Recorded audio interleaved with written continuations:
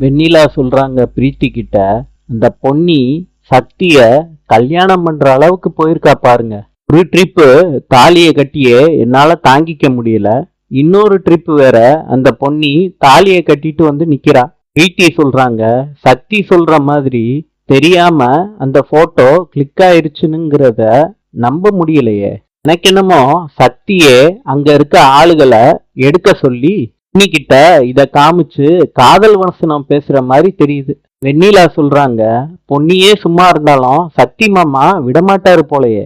வர வர அந்த பொன்னி மேல காதலும் கரிசனமும் கூடிக்கிட்டே தான் இருக்கு. பிரீத்தி சொல்றாங்க, காட்டுல என்னென்ன நடந்துச்சுன்னு அன்னைக்கு கேட்டோம்ல, அன்னைக்கு போனது வந்தது இத பத்தி தான் நம்ம கிட்ட சொன்னாங்க. கல்யாணம் நடந்ததை பத்தி ஒரு வார்த்தை கூட நம்ம கிட்ட அந்த சக்தி சொல்லவே இல்லை பாத்தியா. இத நம்ம சும்மா விடக்கூடாது.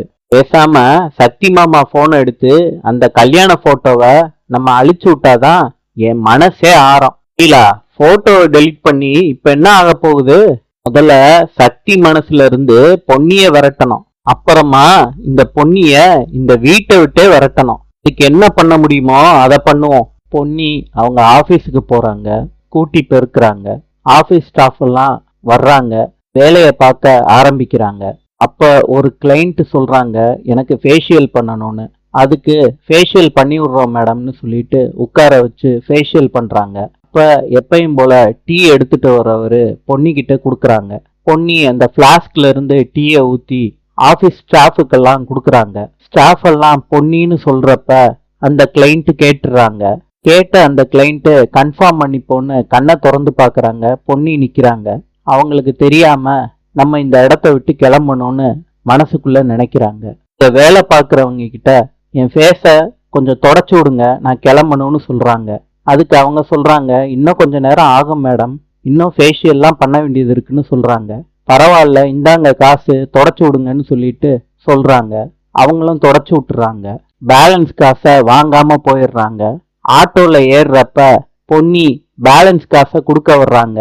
அப்ப அவங்க ஃபேஸ பாத்துடுறாங்க. பொன்னிக்கு ஸ்ட்ரைக் ஆகுது. அவங்க தானே அன்னைக்கு வந்து ஏமாத்தினவங்கன்னு மனசுக்குள்ள நினைக்கிறாங்க. பியூட்டி பார்லர் போறாங்க. அங்க இருக்க சிசிடிவி கேமரா ஃபுட்டேஜ பாக்குறாங்க. அவங்களோட செல்போன்ல அந்த பொண்ணோட படத்தை எடுத்துக்கிறாங்க. சக்தியோட ஃப்ரெண்ட்ஸ் கிட்ட உதவி கேட்கறாங்க. பொன்னிக்காண்டி அந்த ஆபீஸுக்கு வந்திருக்காங்க, அவங்க கிட்ட ஹெல்ப் கேட்கறாங்க. அதுக்கு அந்த ஆபீஸ்ல உள்ளவங்க, இப்ப ஆடிட்டிங் வேலையெல்லாம் நிறைய இருக்கு, நாளைக்கு வாங்கன்னு சொல்றாங்க. பொன்னி கேக்குறாங்க, நாளைக்கா சார்? இன்னைக்கே பார்த்து சொன்னீங்கன்னா நல்லா இருக்கும். இந்த அவசரத்துக்கெல்லாம் எங்களால வேலை பார்க்க முடியாதுமா, கிளம்புங்க. பொன்னி கேக்குறாங்க, நீங்களாவது எடுத்து சொல்லுங்க சார். சார் சொல்றாரு, அவங்க எங்க யூனியன் மெம்பர் தான், உங்களை பத்தி டீட்டெயில்ஸ்லாம் எங்க கிட்ட இருக்குன்னு சொன்னோம். ஆனா இப்ப எடுத்து பாக்குறது கஷ்டம். அங்க சொல்றதையும் மேடம் நீங்க கொஞ்சம் புரிஞ்சுக்கோங்க. அதான் சொல்றேன்ல, நீங்க போயிட்டு நாளைக்கு வாங்க. மேடம் அதான் சொல்றோம்ல, கிளம்புங்க மேடம், நாளை சந்திப்போம்.